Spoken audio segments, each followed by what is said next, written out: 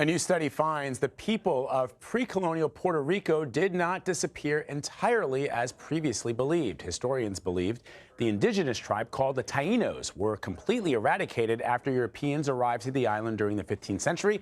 But now that's not the case. Researchers have found 3 genomes from ancient skeletons living in the DNA strands of living Puerto Ricans. With me now to explain this important discovery is one of the geneticists on the project, Maria Nieves Colon. Good to see you, Maria. Hi, thanks for having me. So I'm fascinated by this story. I'd always been told, I have family from Haiti, I'd always been told that the Tainos were completely eradicated after Europeans arrived to the Caribbean islands. So explain to our audience why these results are so important to you and, of course, to not just the people of Puerto Rico, but all the people in the Caribbean who would have had Tainos living on some of those islands. Yeah, this is a very common story, actually, that we hear throughout the Caribbean. And it stems from interpretations of the writings that European colonizers left behind. They talk about people on these islands being wiped out or dying out pretty quickly after colonization. But that idea kind of bumps up against oral histories and stories that people tell on the islands of having, for instance, an indigenous great-grandmother or carrying cultural traditions that have a native origin into the present. So what our study, Go ahead. What our study looked at was the genomes of the ancient population to try to understand whether or not there was some genetic continuity that went hand in hand with the cultural continuity that we also see. And you've spent 10 years doing that, working on this research, which is remarkable. So what are some of the biggest discoveries you were able to make over the course of your research?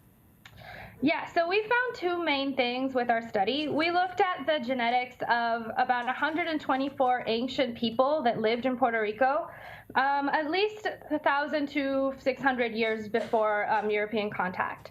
And we found first that there was a genetic connection between these ancient people and present-day indigenous communities in the Amazon, which suggests that it was Amazonian people who initially kind of peopled the islands of the Caribbean. And we've also found there was a partial genetic continuity between them and present-day Puerto Ricans. And I say partial because we did also find a lot of genetic diversity that was present in the past that isn't present today. So clearly there was a decline. But the fact that we found 3 sequences that persisted into the present day suggests that this wasn't a complete genetic extinction. That's fascinating, and I had always long wondered where the Taino actually came from. So the idea or the hypothesis that they originated in what is present-day Brazil is also really, really interesting. Did the climate in Puerto Rico and in the Caribbean make it difficult to analyze the DNA? Yeah, well, that's part of the reason why it took so long. So the same conditions that make the Caribbean a beautiful place for vacation, the warmth and the humidity, make it possibly the worst place for DNA preservation. So ancient DNA in general is always degraded and fragmented because we're working with genetic material that has been in bones or teeth for thousands, sometimes hundreds of years. And when it's really hot, that degradation just becomes faster. So in order to deal with those issues, we had to work in extremely clean conditions. So we would take the skeletal remains and we would analyze them in a clean lab, and then we would wear these spacesuits that sort of protect the samples from our own skin and hair so we don't contaminate the samples. And we also have to use cutting-edge technology for sequencing these genomes. So for determining the A's, T's, and C's, we have to use these very large and expensive machines. And that kind of technology just wasn't available 10 years ago. So that's part of the reason why it took us such a long time to do. And, you know, so the other thing that I'm sort of intrigued by is modern day humans have been on this planet a relatively short period of time when you compare the age of the planet and you compare the age of some species of animals who have been here for many millions of years. I wonder why there was never a study done of people now living in the Caribbean, in addition to Puerto Rico and some other countries, to discover whether or not the Taino may have mixed with the population of either colonial Europeans or even Africans who were brought to some of these these islands, and that DNA would be, you would be able to see that DNA in modern day genetic testing. But has that never been the case?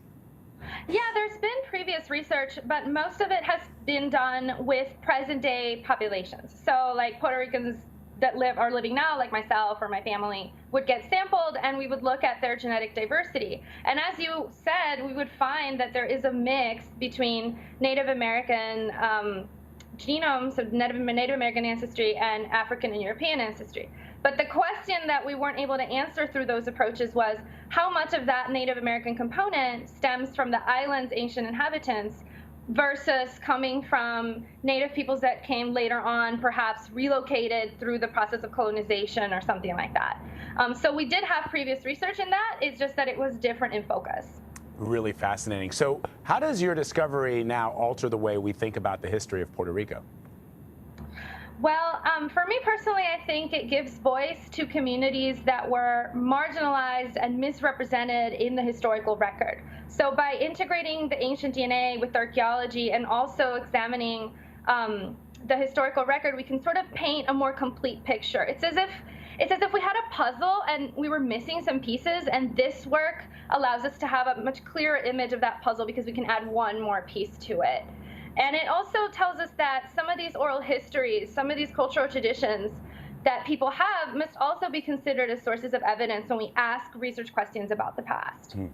And so I guess after spending 10 years doing this fascinating study, what is next for you?